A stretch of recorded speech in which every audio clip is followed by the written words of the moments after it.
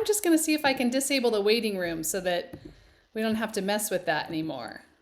Nope. It won't let me do it, Alina. You're going to have to keep letting I people in. got it. I'll just keep letting people in. Awesome. Hi, everyone. I see some familiar faces. Stacy. Some of my teacher friends may or may not have texted me beforehand just to make sure I didn't pass out or throw up before I saw all of you.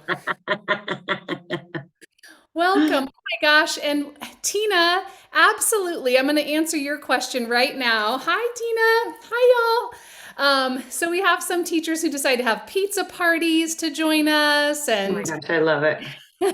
So I'm so glad that you're here. Tina, when I send the certificates of attendance, you just print as many as your group needs. So they all Perfect. Thank you so much. We were wondering the same thing. Oh my gosh, that's so fun. Look at all of you. Yes. Yes. We're no having a worries. taco popcorn party. Oh my gosh. Tammy, your whole group is having taco popcorn. Turn your camera down. Well, We want to see. Aww. Oh my gosh, teachers are the best. Teachers are the best. Y'all show up. Hi, Cassie. Hi, Gina. We're just continuing to let people in. I said to Alina is my community relations manager. You want to wave?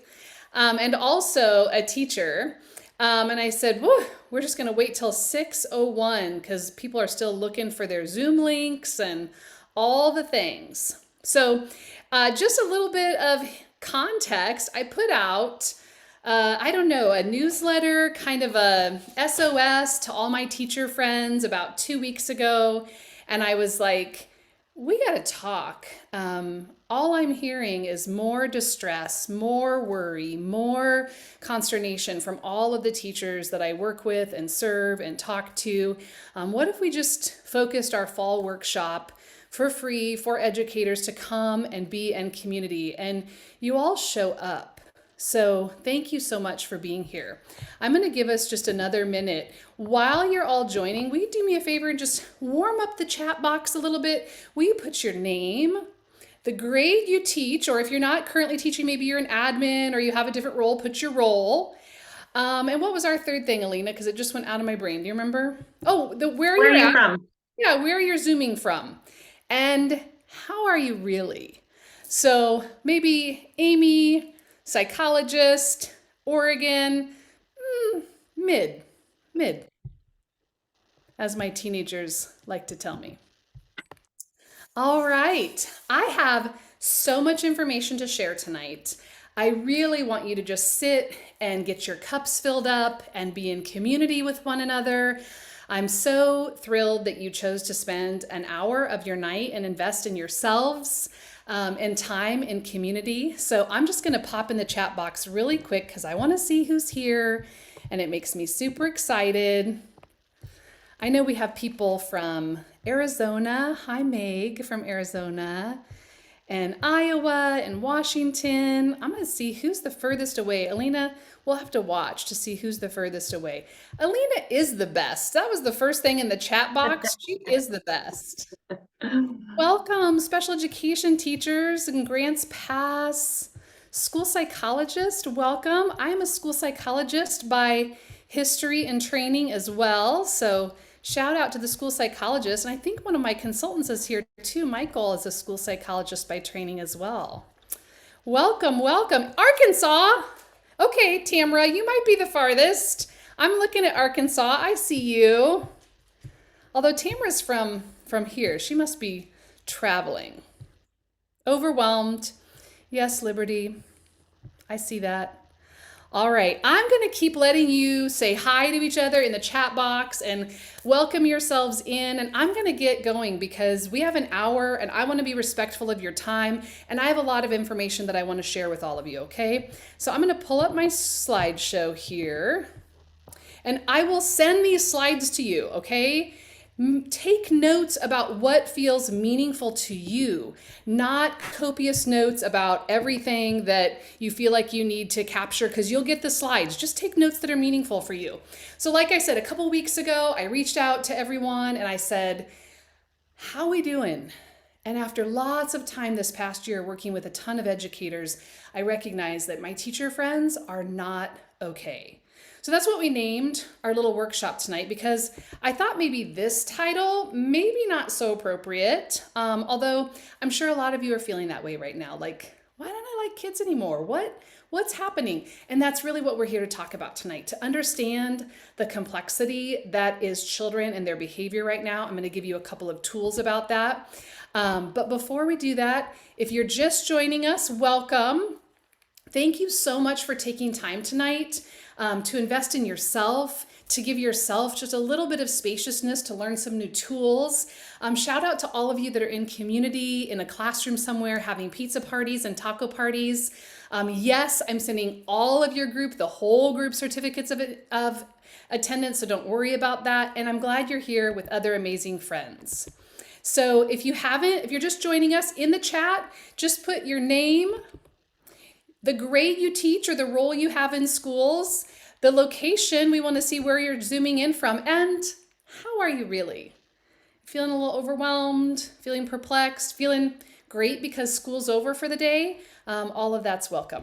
Just a really quick introduction. A lot of you know me, many of you have trained with me, but many of you don't know me. And so I just want to introduce myself to you really quickly. On the screen there, you'll see myself and my family. I am married, I have 2 kids. I'm a licensed psychologist by training. I'm a consultant as well. I have a book coming out in the spring with the American Academy of Pediatrics about how we can understand complex behavior and have trauma-informed, resilience-based environments in pediatrics. I'm a coffee and wine lover. I live in wine country out here in Oregon, so if you like coffee and wine, feel free to stop by the farm sometime. I am a podcaster, and I never thought I would like podcasting, to be honest, but it turns out I love hearing people's stories. And if you've listened to the podcast, it's called The Most Important Medicine, and it really is for professionals who want to make a difference in the lives of children by being a connected champion. I am a murder mystery lover. Anyone else? Show of virtual hands, murder mystery lovers. Yes, yes, yes. Most importantly, I am a mom, I'm a wife, I'm a daughter, and I'm a friend, and I'm a helper, like all of you. And for the sake of tonight, I am an over-preparer. So I have lots that I want to share with you all. Here's what we're going to try to accomplish. First of all, I just want to talk a little bit about what I do and how I help people. And then we're going to dive into why everything feels so darn complex right now. We're going to dive right into our first tool. I promised you 2 tools tonight. First of all, we're going to learn what your scary music is. Second, I'm going to show you a new framework about how to get clarity about these complex behaviors. We're going to take a very important poll. And then if we have time, we're going to have a bonus tool that I'll share with all of you. And then I'll talk with you about some opportunities to be in community. At the very end of our time together today, which I promise to start and finish on time, I have a drawing for a $100 Amazon gift card for somebody who's in this meeting tonight. So I'm super excited about that. And then we'll say goodbye. All right. So I help build thriving families and resilient children by educating the professionals who work with them. I was a psychologist. I had a private practice for a very long time. I'm still a psychologist. And when I'm not doing that, I'm doing a few other things. I'm doing keynotes and trainings. I'm doing trainings around what we call cards for connection in my business. Those are ways we build resilience and mitigate stress and trauma for educators and for pediatricians who sit at that intersection in ways to help kids and families. And finally, I run these things called Connected Collabs. It's our name in my company for learning collaboratives where you can come together and be in community. They're all done virtually and they meet monthly. Currently, we're running about 11 Connected Collabs right now. So the first thing I want to do is just name it. Name where we've been. Some of you who've been in trainings with me may have seen this graph before. I want to break it down for some of you that haven't, but I hope it feels really validating. One of the ways we work through stress that we've been through is by having the appropriate words to name what we've been through. This particular model, it's really lovely titled, Phases of Disaster. And in fact, I think we can all agree with in this kind of, I don't know if we want to call it post-pandemic world, we've gone through a lot. So if y'all can remember, we are 2023 right now. And if you think way back to the beginning of 2020, right, we had what we called this pre-disaster phase. Clear over here where you see my cursor. There was a warning. Remember, there was this horrible thing. It was probably coming from China. It would never make it here. And if it did, it would be over by Easter.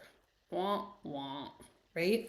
Well, what happened is then we had that moment of impact.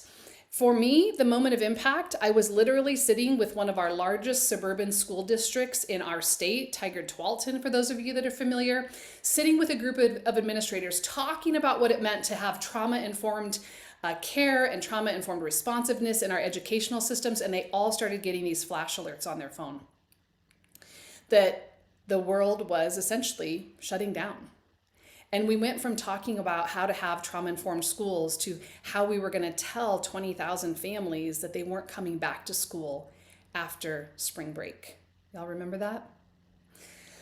Very quickly, we went into this heroic phase, right? Things shut down, but we were, banging pots and pans for healthcare heroes, and we were having parades for teachers in the streets. Remember when they liked y'all, right? They were like having parades for you.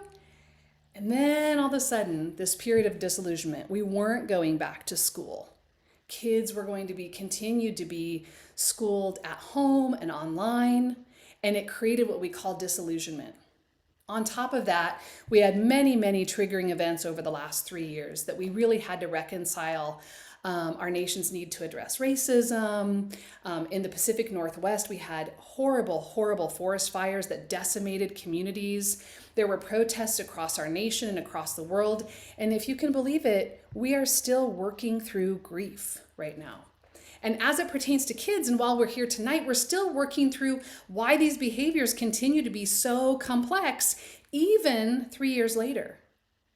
But we are in this phase that we call reconstruction, where we're coming to terms with everything that kids were exposed to or didn't have access to while we were in this phase of COVID and isolation. So I hope that just gives you a little bit of words. We can superimpose this disaster model, by the way, on any large event. It could be a national disaster. It could be a global pandemic like we've experienced. It could be a school shooting, for instance. So we can superimpose this model. It helps us predict what's happening. So why does everything feel so complex? Well, on top of being in a pandemic, there have been compounding stressors. Job insecurities, food insecurities, housing insecurities, political upheavals, environmental disasters, and a lot less resources. There's a lot more kids that have need, and that means the resources have to be spread even thinner.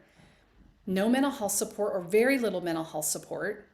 In fact, I was telling a group of educators the other day, I had to do a training for a community mental health group around vicarious trauma, not for the therapists, by the way, but for the people who were at the front desk hearing all of the horrible stories of things that were happening with kids and families.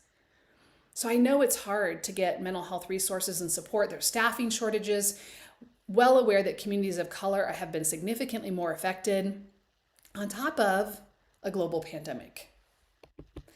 And it's not as if your buckets as educators weren't already low, right? Vaccine hesitancy, online meetings, your own safety, returning back to schools and what that would look like, providing education online. If you haven't had a chance to listen to my podcast it's called The Voices of Littles, I got the chance to interview 4 little kids about what it means to feel safe and welcome in a classroom. And if that is like even a little bit about what y'all experience having, I had 4 kids on Zoom and was about to pull out my hair. So I don't know how you all did it. COVID restrictions, financial strains, and you all had your own personal losses that you were dealing with. Probably the most prominent one was isolation. Isolation, to me as a psychologist, is an emergency. We are meant to be in community. That includes you as educators, and it includes the children that you serve and work with, right? In my opinion, as a psychologist who works with children, work with trauma and development, we had a social experiment that's going to affect generations of our children in terms of isolation and now how it's affecting their behavior with a lot more complexity than we've ever seen. So I hope just seeing some of those initial slides helps you feel seen and gives you some words for some of the things we're all collectively experiencing. So let's dive in here. All right, so I want to just do a little experiment here. When you enter a classroom, right now, your classroom, if you're a consultant, somebody else's classroom, what's the music that you're hearing? Is it something like this? Like happy music? Or is it more like this? Oops. Is it more like this? I know for a lot of us, there's a lot of fear and dread right now because of behaviors and what's happening in classrooms. And in all seriousness, I just want you for a moment to think about, what is your scary music? In other words, we all have kind of theme songs that are playing in our heads, right? Music that we hear that trigger a sense of dread, right? We're about to go into a classroom and all of a sudden we feel like our entire nervous system is activated. Do you know how to tell if you're in a fear response? Like, do you know how that feels in your body? Do you know how your body feels uncertainty? In fact, if you can think of a song that appeals to you, pop it in the chat box. Like, what is the theme music that you're hearing when you're walking into classrooms? I'd love to see some of them in the chat. But really, I want you to begin thinking about, how does this feel in your body when you're in a classroom, right? You can be honest. I'm looking for songs really quick because I already saw somebody put it in there. Yeah, it does. It feels absolutely overstimulating and shut down. Oh my gosh, that's 2 for Jaws. Dun dun. Oh, Alan, bridge over troubled waters. I can't even keep up with these. Circus music, the Twilight Zone. Yes, we have a lot of Jaws people. Celebrating good times. I like to see that too. I really just want us to be thinking, right? We have to begin to notice what's happening in our bodies. That's that scary music that we hear. So tool number 1, I want us to focus on a few things. First, we got to name it, right? We got to name it to know it a bit. Know what your trigger warnings are. Know what's activating your nervous system so that you know how you're entering into a classroom. Is it for you? Is it loud voices? Is it when kids are screaming? Is it when there are arguments that are happening, like in the line or out on the playground or in the cafeteria or in your classroom? So first, just name it. What is your trigger warning? How do you get activated? Some of us get activated when kids are acting out. Some of us get activated when kids are withdrawing. The second thing I want you to do is note it. Like, make note of that, right? Make note of when and where that happens. Does it happen when you're running late, when you feel behind? Does it happen when there are kids that are kind of out of sight that you can't see and you don't have your finger on the pulse of the classroom? So name it and then note it. And then the third thing I want you to do is notice, what does my body need to return to a sense of safety? If we don't know that as adults, certainly the kids that we work with aren't going to know that. If we can't begin to name it and note it and notice it, how are we going to teach that to kids? Right? Just the feeling of what's happening in our bodies. So what do we need to return to safety? Do you need to breathe? Do you need a break? Do you need to go outside with your classroom and move and get large motor movement in? Do you need to just create a narrative for yourself? Right? A story, like, what's the story that's in your head? Sometimes my story is like, this is horrible. This is going to be horrible. And if I think that that's what's going to happen, that definitely is what's going to happen versus, all right, I'm just going to do the best I can until lunchtime. That's a different narrative and it shifts perspective. And the last thing I want you to do is know that this will pass, that kids best regulate when we regulate as adults, and that I 100% believe you're doing the best you can. Okay? All right, I'm going to just look in the chat because I can't help but not look in the chat and see, oh my gosh, I get knocked down. Old MacDonald had a farm. Y'all are really good at coming up with good songs. I love this. Oh, and everybody's already throwing in some really great ideas. So good. So good. All right. So you got to name it to know it. That's the first thing we want to do. we're going to just pause for just a minute, right? And we've been putting songs in the chat. So, Alina, do you want to launch this poll? Are you able to launch our poll? Yes? All right, launch the poll. So, if you had to choose a theme song right now, is it I'm a Survivor by Destiny's Child? Excuse my language. I just want to break you know what. Third thing, You Won't Break My Soul by Beyonce. All right, we're going to give it a second. Let people put their songs in. Now, some people are saying other, and I hope you're putting those songs in the chat.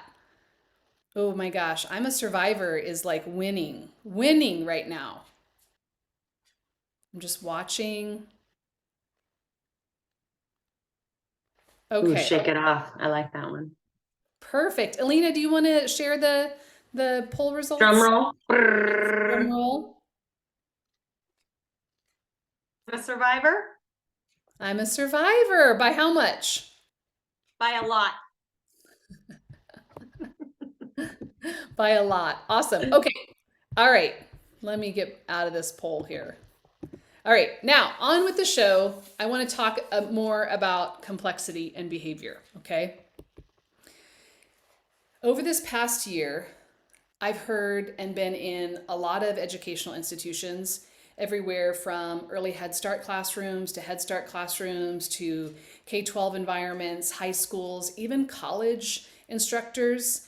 And one of the number one things I want you to take away tonight is a little bit of less aloneness and more validation, because this is what I'm hearing in our state, in our country, nationally, when I speak with educators, when I speak to pediatricians. Behavior is more complex than we've ever seen. More trauma in classrooms are manifesting as either aggression, all of this acting out, or complete withdrawal. More aggressive behavior than we've seen, and more aggressive or difficult behaviors cropping up in younger kids. Increased depression and anxiety in young ages up through teenagers. Teachers feeling maxed out, right? Just at the end of their rope. Not feeling like y'all have enough support. Unsure. I have veteran teachers who are saying to me, Amy, I always can connect with my students, and it's just feeling hard to connect with them, or just feeling like, am I making a difference? So I don't know if that feels like you, but if that's you, and I think that is because that's why we're here tonight, that's why we put out that call to gather in community. This is what I'm hearing in Oregon and Washington and Iowa, across the US, from the American Academy of Pediatrics, early childhood, K-12 teachers, college instructors, the whole gamut. So I want to introduce to you a new framework to just think about how we're understanding complexity. And we're going to dive into this. I'm also going to send all of you with a follow-up worksheets for this so that you have the tools to use these right away. So just, again, take notes about what feels meaningful to you. So first of all, let's get clear about complex behavior. What do I mean by complexity? First of all, challenging behavior is overwhelming. And it makes us feel like the behavior is something we should take personally. How could we not, right? Kids that are feeling disrespectful, yelling, screaming, biting, scratching, refusing, throwing chairs, right? It makes us feel like we should take it personally. But once we begin to leverage some tools to look beyond behavior, everything does begin to change, and we will exchange overwhelm with clarity. That's my hope for all of you, that we'll begin to exchange overwhelm with clarity. Just as a reminder, behavior is about skill, not will, right? I 100% believe that kids do well when they can. And when they're not doing well, there's probably a skill set that's missing. And so we want to build their skill sets, but in order to do that, we have to build yours first, okay? All right, so what do I mean by clarity? I want you to think of each of these letters in the word clarity. First of all, we're going to consider that behavior is a way to connect. Okay, that's the first C. When a kid is misbehaving, everything about what they're doing says, I don't want to be part of this. They're pushing you away. They may be acting aggressively. They may be withdrawing, right? But behavior is the only way that kids have to communicate unmet needs. And so the first thing I want you to consider is this behavior attention seeking, right? So often I hear from teachers, he's manipulating or she just wants my attention. And if we can just move one word from attention seeking to a bid for connection, even though it might look really egregious, I'm not minimizing that some of the behaviors are really, really tough, right? But it may be that child's only way that they've learned to connect. It may be the only way that child has learned to make a bid for adult attention that can then get the needs that they have met. So that's the first thing we're going to look at. We're going to look at considering the behavior as a way to connect. The next thing we're going to do is we're going to look at the developmental age versus the chronological age. If you're a second grade teacher, most of your kids are 8-ish. Right? If you're a sixth grade teacher, most of your kids are 12-ish. But if they're looking like a 5-year-old or looking like a 10-year-old, then both you and them are going to be very frustrated if you continue to respond to their chronological age, what it says on paper, instead of how they're actually behaving. You're going to be frustrated because you're like, why don't you know this? Second graders know this. Or why can't you sit still? Most kindergartners can do this. Or why are you acting like this? I don't have juniors that act like this. But you do. Because one of the things that I want to circle back to that we talked about before is these periods of isolation. When kids are disconnected from their learning environments, which is exactly what happened during our pandemic, they're not around what we call safe, stable, nurturing adults, all of you. You are the people where they learn to problem solve and scaffold behavior with and learn social emotional tools. And so there are kids entering kindergarten that this is their first experience in a classroom. There are seniors in high school that missed a big chunk of high school. And so we can't expect them to act like seniors, right? Like 18-year-olds, like sixth graders, when they haven't had some opportunities to gain some of those skill sets because they've been in a period of isolation. So we want to look at the developmental age versus the chronological age, and we want to respond to the developmental age. And that doesn't mean we infantilize kids or talk down to them or can condescend them. I'm sure none of you do that. But we do want to meet them where they are. And the other thing we want to do, the L, is look through the lens of trauma and stress. What else might be going on for this kid? What's happening at home? What kind of stress is the family under? What kind of trauma might have they endured? And remember that it doesn't have to be, sometimes people think of what we call big T trauma, right? I don't think there's any such thing as big T trauma. I think there's trauma and stress that kids and families experience, period. And it sets off different types of poor developmental outcomes for them. And so we really want to look at, is there possible stress that's happening? Are we asking about stress and trauma? Are we asking about questions like what's changed in your child's life over the last 3 months, 6 months? I want to tell you a quick story about that. I have a pediatrician that I was working with, and he was like, well, I ask it on the questionnaire, like, is there anything that's happened in the last 6 months? And he said, but then I realized, like, if I just ask in person and if I ask it more than once, I'll say, like, is anything new in your life? And they're like, no, I don't think so. He's like, okay, so nothing's changed in the past 3 or 6 months? No, not really. And then he asks a third time, any stressful events? Oh yeah, my mom died last month, right? Grandma passed away. Sometimes when we're living it, right, the family system is living it, they might not be able to identify it right away as a stress or a trauma because it's inherent to what they're living and breathing. And so we have to ask questions and provide some examples. So we're going to look at the developmental age, and we're going to look through a lens of other things that might be going on, like trauma or stress. The next thing we're going to do to get clarity is we're going to ask ourselves some questions. We're going to look at this behavior with a little bit of curiosity and think, what is this behavior trying to communicate? What's the unmet need? You got a kid who every time there's a transition, they melt down and they refuse to move on to the next thing, right? And so I think to myself, what's the unmet need? Maybe they were really interested in this activity. Maybe because you're such a fabulous educator, you had this really great provocation out and they just don't want to leave it and change and shift. Maybe they don't have chances to explore like that in other places.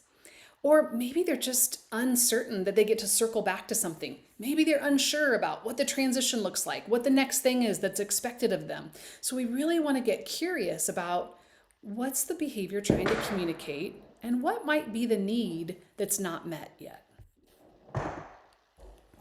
R, we're going to focus on regulation and relationship over reasoning. Here's what I mean by that. Some of you may be familiar with Bruce Perry's work around the neurosequential model. He talks about this like a pyramid, right? Where regulation is the base of our pyramid. And at the very top of our pyramid is reasoning, aka thinking and abstract concepts and problem solving and weighing pros and cons, comprehending, assimilating information. I mean, that's what you want to do as teachers, right? You want to teach. Whether you're a kindergarten teacher or a 10th grade teacher or a 6th grade teacher, you have created incredible content in your classroom. But if a child doesn't feel regulated, if their baseline is such that they're in survival mode, or you don't feel connected to them, or they don't feel connected to your classroom, you don't have relationship with them, we're not going to get to the teaching. We're not going to get to thinking and problem solving and learning if we don't first have regulation. In fact, our brains aren't even open to it. Think about the last time that you felt hungry or tired or scared and someone asked you to learn a lesson or reflect, right? Your brain's not in a space to do that. So always we want to say, okay, if a kid is engaging in really tough behavior, are they regulated? In other words, do they feel safe? The only way, by the way, we experience regulation, it's a tricky word to define. The only way we experience regulation is if we feel safe, both emotionally and physically. Then we have what we call felt safety, and that allows us to feel regulated. And then we can move into relationship. And only then will we be able to think and learn.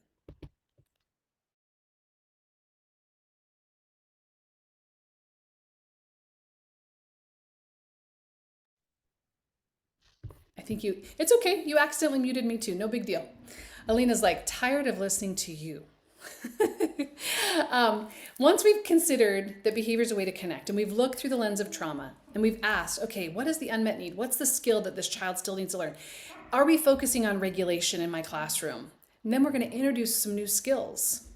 That might be a way to connect, a way to get their needs met, a way to identify feelings. So we're going to introduce a new skill. And then the thing we're going to do is we're going to teach that. We're going to teach a tool in a meaningful way for that child. If it's little kids, it might be things like pictures, right?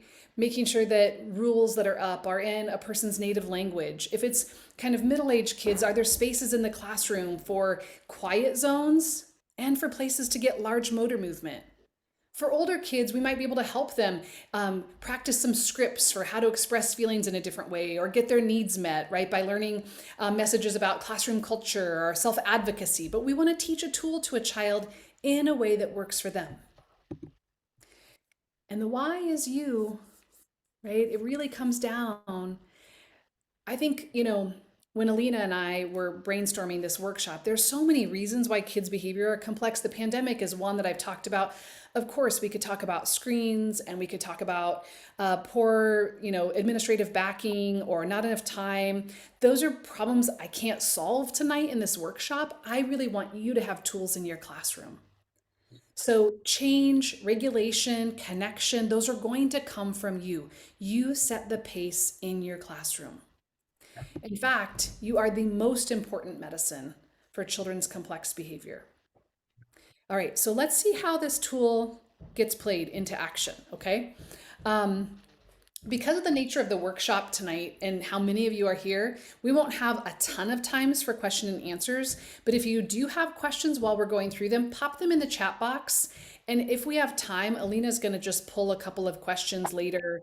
And if we have a few minutes at the end, I'm happy to answer as many as I can. All right. So essentially, I want us to start to see the behavior a little bit more clearly. So when we use that clarity model, it helps us address complex behaviors. My hope is that the more we understand complex behaviors, it gives us a little bit more compassion for the child that we're working with. Kids really don't, as much as it might seem, come into your classroom I had a visitor in my space come into your classroom and want to make you miserable. I know sometimes it feels like that, but we really want to gain more clarity for their behavior, which would essentially give us a bit more compassion for what they might be going through, what they're holding, believing they're doing their very best. And then that helps you connect with them. You see them as a kid who is struggling, who might feel disconnected, who has this really maladaptive way or it feels maladaptive to get their needs met, right? Because they're kicking or refusing or throwing something. And once we understand that a bit more, hopefully then it leads to less challenging behavior, which then they feel more competent because they're learning new tools and you have a different lens that you're seeing it through. And that leads to what we call co-regulation, right? They're able to feel safe because of that connection they have with you in their classroom, which leads to greater connection. And my hope is that it becomes an iterative tool. Let me show you what this looks like. Okay, let's practice a little bit of clarity. This is a really busy slide, and you're going to get all of these worksheets in a handout afterwards, okay, so that you can work through these. But I just want you to kind of see how I might think through this. All right, so we've got aggressive behavior. How many of you, right, are dealing with aggressive behavior in your classrooms, right? I've been listening to so many of you. Yes, Alina got spit on this year. Hitting. Yes, look at all the hands go up. Yes, absolutely. I know there's a ton of aggressive behavior. And like I said, more aggressive than we've seen previously and more aggressive behavior from younger kids. So the first thing we're looking at with the clarity model is connection. If there's this aggressive behavior, is that child scared? What's happening in the environment? If I walk into your classroom, right? If I'm a 6-year-old or a 12-year-old or a 15-year-old, do I feel welcomed? Do I feel connected with? Do I feel like you want me to be there? Do I feel safe? Do I know another way to get my needs met from you, aka attention seeking, otherwise known as connection seeking? Do I know a different way to get your attention other than throwing something or fighting with someone or disagreeing with you? Maybe disagreeing is how I get my needs met at home. So the first one we're looking at is connection. We're asking ourselves some curious questions. Then we're looking at the developmental versus the chronological age. So is this child acting like a 5-year-old? Are they acting like a 9-year-old? And we're looking through that lens of stress and trauma. What's the history or the context? What is there possible trauma or stress that might be going on that I'm not aware of, that this child's experiencing? And then we're going to ask ourselves some questions about the unmet needs. Maybe they're acting aggressively because they're not sure how to express feelings in a more appropriate way. They're experiencing a great deal of anger, and nobody's taught them how to express feelings of anger, or that anger is a mask for other feelings. Maybe they don't feel heard. And in their family, the louder that they get and the meaner that they get, the more they get heard. Maybe they don't have other words. I don't know about you, but there are a lot of people that I know that grew up and the only feeling words they had were okay or fine or angry. And there wasn't a lot of continuum. So there's a tool there that has to be taught, right? Different words for when we're feeling angry. Maybe they're feeling overwhelmed. And the next thing we're going to focus on is the R, regulation and relationship.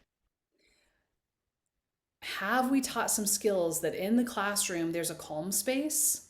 Is there a space in your classroom where a child could go and have complete autonomy, knowing that it's okay in your classroom to find a quiet space to put on some headphones or some earplugs or crawl into a little tent, or if it's an older child, move to the back of the classroom and kind of, self-select to decide to isolate and get a little bit of space? Do they know that it's okay to find that space? Do we recognize that we need body breaks during the day? And even though you're in a third grade classroom and I know that they should be acting a little bit older, they might need more movement than what you would typically offer because their bodies are just restless. Can we offer support to that child in relationship? Can we offer them safety? And then the next thing is the I. We want to introduce and identify, right? So in our class, when we're angry, these are some things that we can do. And by the way, under the teach, we want to do these things whenever possible when kids aren't angry. right? We want to pre-teach these tools. We want to do this during SEL times or circle times or when they're coming back in from lunch and they're kind of getting settled.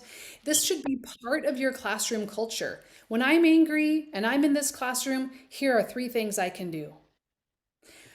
I know that in my classroom that angry is a mask for confusion, overwhelm, fear, jealousy. And the more I can identify that feeling and talk to my teacher about it, the more I'll get my needs met. And then we're going to teach kids tools. We're going to teach them about their brains and bodies. We're going to teach tools when kids aren't angry. There was this incredible educator I was talking to in one of our connected collabs earlier this week. And she had a whole classroom of kindergartners, and she had these little brains on popsicle sticks, these little paper brains. And she talked to them about their prefrontal cortex, where they think and learn, and their feeling part of their brain, right, their limbic system, and then their primitive brain, where they go when they're in a fight or flight space. And she began teaching these things from the very beginning of the school year. These little brains on popsicle sticks, and they color coded them, and then they painted their hands the same color as brains, and they began to have this collective incredible language for how my brain thinks, what that means for my feeling state, and how I can then better communicate that. Oh, whoops, my brain's offline. I need to go somewhere else and get my brain calmed back down. So we want to teach tools in a way that's meaningful for kids. And finally, right? Focusing on you and their relationship with you. How do we, as the adults, take some breaths, get on a child's level, remind ourselves that they're doing their very best, ask for help, right? Alina was telling me about being in I don't know if you were in a restroom or where you were, and somebody put something on a mirror that said it's okay to ask for help today. And how often? Yeah, go ahead. Is our staff bathroom. Yeah. It's pretty awesome. Yeah, and I get that many people are understaffed, right? I was talking to a group of Head Start directors the other day, and I said to them, all of your staff should know who they can ask for help when they need just a quick break. Who's your floater? Who's your admin? Who's your person that they can call and just get their basic needs met or take some deep breaths? And finally, the other part of this is, does this child feel connected to you? Are they in a relationship with you? All right, so that's how I might work through this checklist for clarity around aggressive behaviors. Those are acting out behaviors. Let's talk about just briefly an acting in behavior. All right. Let's say there's just refusal. I'm not doing it. I'm withdrawing. I'm refusing to go on to the next thing. I'm not going to do the transition. I'm not doing the homework.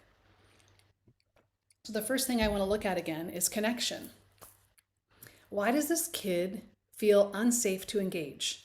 And by the way, this probably, I'm going to guess that all of you are amazing educators. This may have nothing to do with you.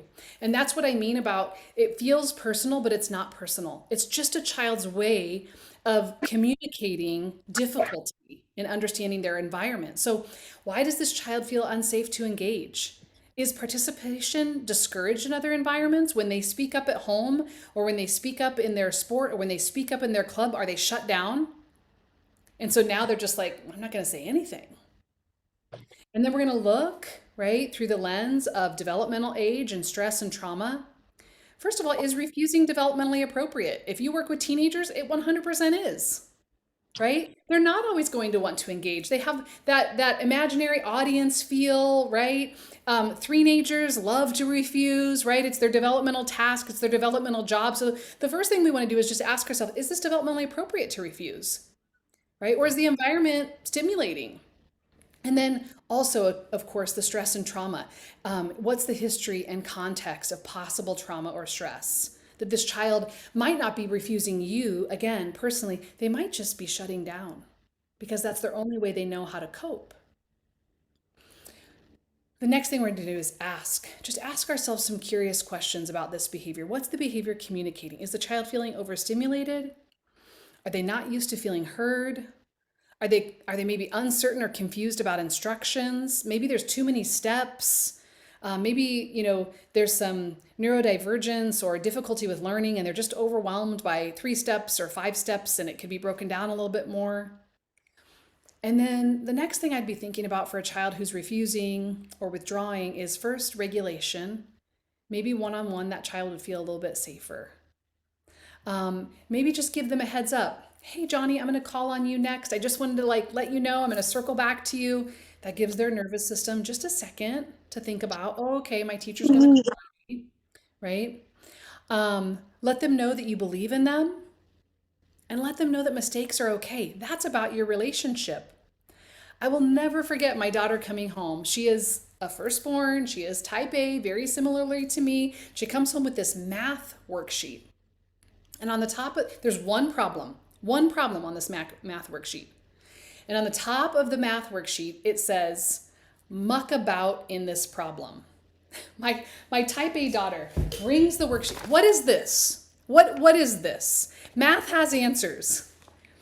And I said, I think it's maybe about the process. She's like, oh. But her teacher had created an environment where making mistakes were okay. That was about their relationship, right? That the teacher wasn't rewarding 100%. The teacher was rewarding effort. The teacher was rewarding curiosity so that now these kids who might have otherwise withdrawn because I don't want to make mistakes, I don't want to be wrong, now they're all working, right? The next thing we want to do is introduce and identify some new skill sets. All ideas are welcome here. Maybe a child that's refusing or withdrawing have been told that there's only one right way to think. There's only one opinion. We're talking about social studies and it's kind of political and lots of people have ideas that go this way and I think my idea goes this way. Oh, I don't want to disagree with my friends, right? Or do they just need a tool, right? When I'm confused in my classroom, I can fill in the blank. Right now in your classroom, whether you're teaching 3-year-olds or 5-year-olds or 16-year-olds, do all of the kids in your classroom know if they're confused or they're not sure what to do next, who they can ask? And here are 3 people that I can chat with that are experts at, a writing assignment or reading comprehension or finding things on, the computer or whatever the case may be. And then we're going to teach tools. Again, we're always going to teach tools to kids about their brains and bodies because it helps them when they understand their brains and bodies, just have a little bit more compassion for themselves and a way to what we call externalize that a little bit oh, there's nothing wrong with me. This is normal. All brains go offline sometimes. We're also going to remind kids that choices are okay, right? That what choices do you need that are still acceptable to me? So many educators that I work with are either giving only one option or they're giving an option, but maybe it's not an option that's acceptable to you. So we're going to teach tools about choices so that kids have autonomy in your classroom. And finally, again, we're going to do some of the same things. We're going to make sure that we're regulated. We're going to try to be on that child's level. We're going to know that kids do well when they can, and when they don't, it's probably an unmet need or a skill set that they haven't learned. We're going to ask for help. And we're going to look at prior connections that we have with that kid. So I hope that feels helpful to you. I hope you're getting a little sense of another way to think about complex behaviors, both through acting out behaviors and acting in behaviors. So I'm checking our time here. We have just a little bit more than 10 minutes. Just a couple of other thoughts, ending thoughts, a little bonus tip, if you will, about how we can shift some oppositional behavior. The first thing is, again, whether you're an early educator or a college instructor, we should be co-creating classroom norms, right? I met with a bunch of Head Start teachers just the other day, and they're all adults. And I said to them, what are our group norms? How will you feel the best in this environment, right? When kids feel like they are part of creating classroom norms and we go back to that, they're bought in. If we just say, these are the rules in the classroom, and often what I see, unfortunately, I'm sure not from any of you, is all the things you shouldn't do. Don't do this and don't do this and don't do this, versus all the things that promote a healthy classroom, all the things that promote positive behavior, positive discipline. So co-create those classroom norms, revisit them, right? We should be reteaching classroom norms and behaviors that are acceptable often. The second thing is just get to know them, right? What are the stories of the kids in your classroom, right? What are the little notes that you take about the kids that are there?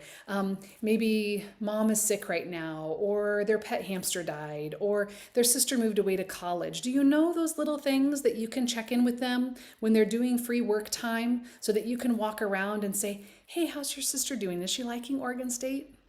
Or your dad told me that you love baseball. What team are you on? When kids feel connected with, it's really much more difficult for kids to engage in oppositional behavior when they feel connected to you, right? Because connection comes before reasoning and thinking. Regulate, relationship, reason. Which goes to this next point, right? Be responsive versus reactive. How can we, as adults, right? Because it's going to come from us, it comes from you, that's the why in clarity, decide how we're going to respond, right? How do I want to show up in this moment for this child? For those of you that get my newsletter, I put out a newsletter last week, just because we have a little bit of time and tell a quick story. I was working in a psychiatric hospital with youth with very obviously seriously mental illnesses. And I'm in the basement of a psychiatric hospital, down like in the pit of the basement of the hospital. That's where teaching was happening, by the way. No wall, no windows, no great things. And I'm in this classroom. I'm like a baby psychologist, right? Like 24 years old.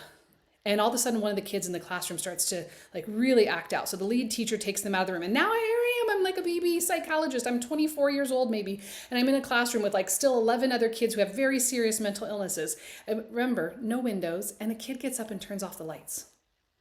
And now I'm in a completely pitch dark room with 11 kids that are emotionally and behaviorally dysregulated. And of course, the first thing I hear is, if you put a booger on me, I'm going to kill you. And I'm like, oh no. And I'm thinking, how do I want to respond right now?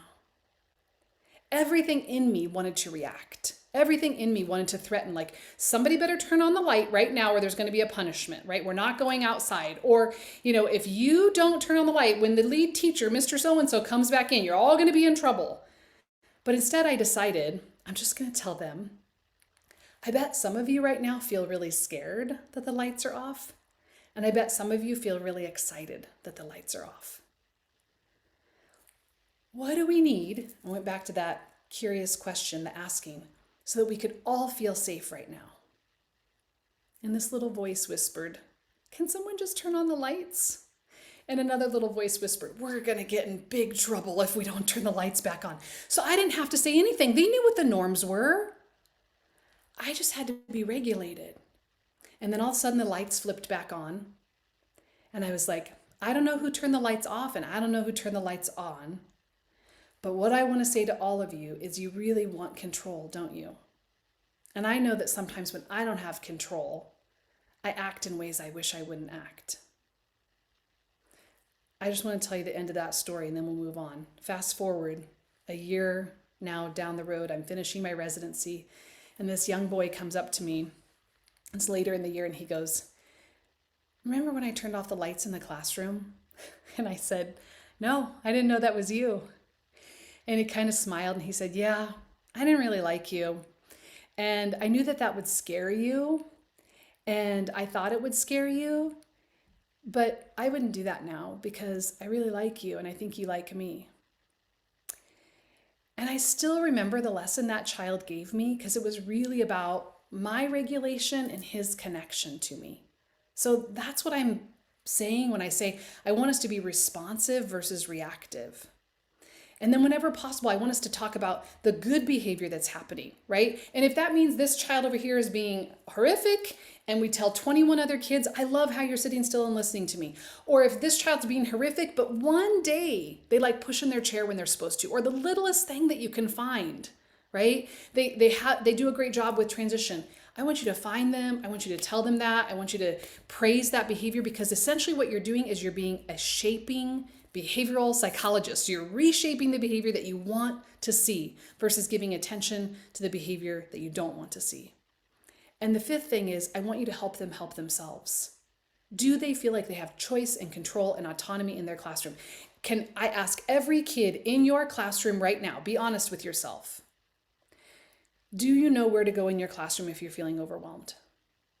Do you know the choices in your classroom if you're feeling angry and need a break? Do you know what your teacher expects of you if you feel confused? I want them to know that they have choices and options and autonomy and that they can take care of themselves instead of being instructed constantly on what to do.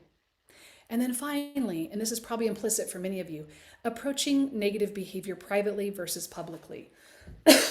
Often with kids, they'll continue to act out if they know that they're getting lots of peer attention for that. But when we talk about them privately, that's really then about our relationship again and about connection. All right, we got 6 minutes here. How you doing? Right? How are we?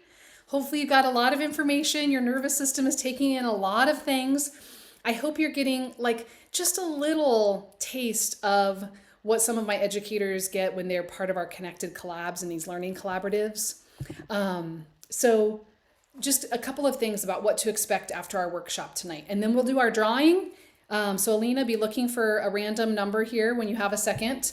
And we'll let you all go for tonight. Just a few gentle reminders after this workshop. You'll all get certificates of attendance. So whoever is registered, right? If you registered, great. If somebody else registered for you, great. Some of you are in big teacher groups. I'm going to send you a certificate of attendance. Look, it's blank. Fill it out. Give it to everybody who is with you tonight. This is an honor system. I want you to get credit for coming here. So you're going to get a certificate of attendance. You're also going to get an email from Kajabi, which is like my online teaching platform, because that's the way I can send out worksheets and attendance and the recording and all this kind of stuff. So just watch for that. Some of you have blockers and all this fancy stuff because you work for K-12 systems especially. You'll get a recording of the workshop, start to finish. Please share it. This is a free workshop for a reason. I'll be posting it on YouTube later. I'll put it on my newsletter and on my website later. So that if it felt helpful to you, feel free to share it. It's not something that I'm holding or protecting in any way. You're going to get a worksheet. So the worksheet will have both the acting in and acting out behaviors that we went through. And it'll also just have a bunch of blank ones that you can copy and work with your teams together, work with co-teachers together, brainstorm at night when you'd rather be watching Bridgerton.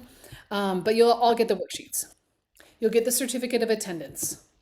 And you're going to get an opportunity to join us in what we call our connected collaborative. So I want to talk about that just for a moment. Listen, every year I offer free workshops. I will continue to do that.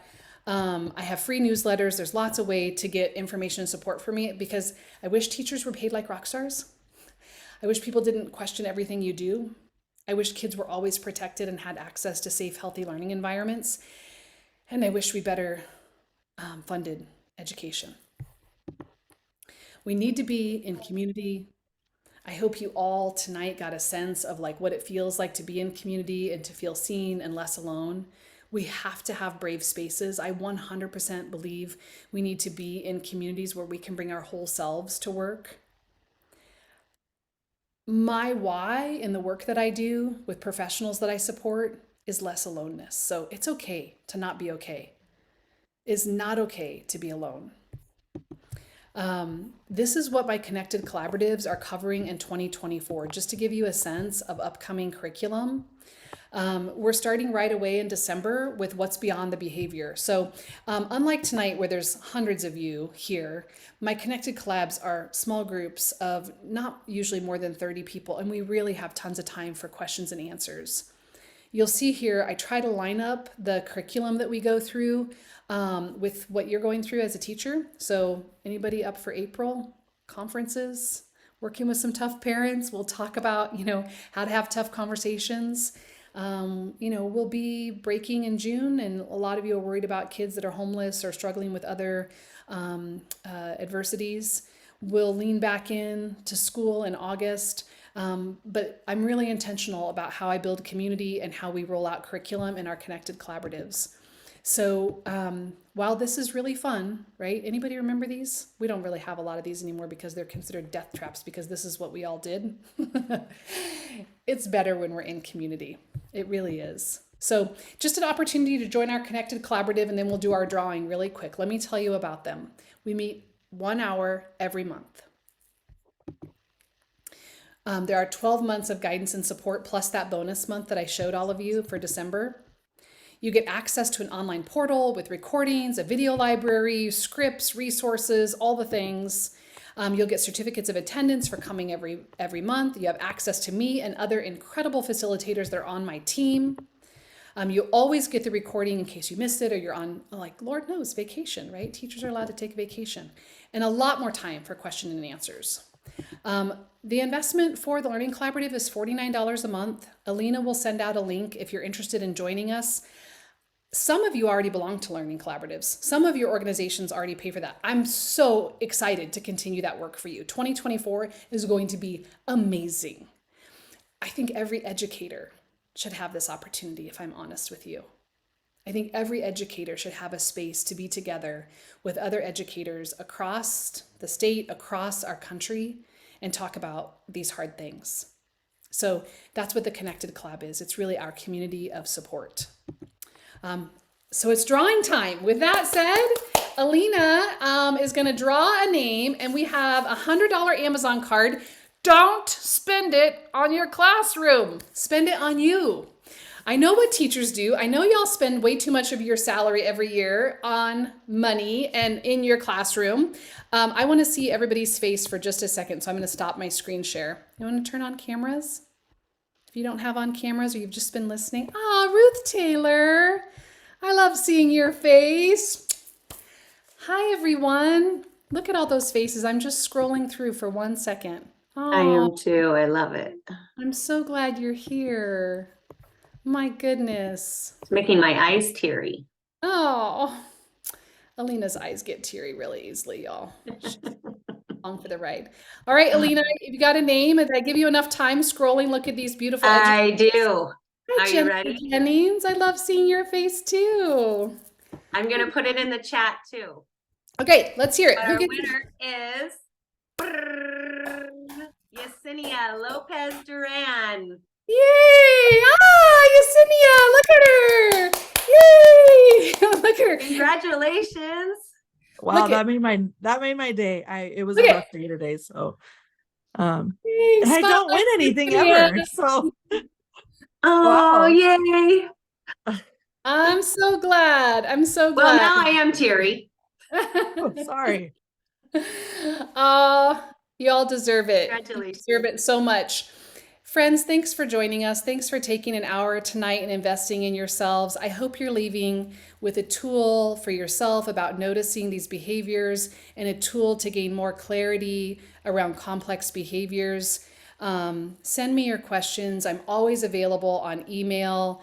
I love you and appreciate all the time you give to kids. It truly is the most important work that you're doing out there, and you're on the front lines doing the most important work every day. And I thank you for that. I thank you for creating safe spaces in your classrooms, for sitting with kids that have incredible trauma and a lot of stress, and showing up and being underpaid and underthanked every single day.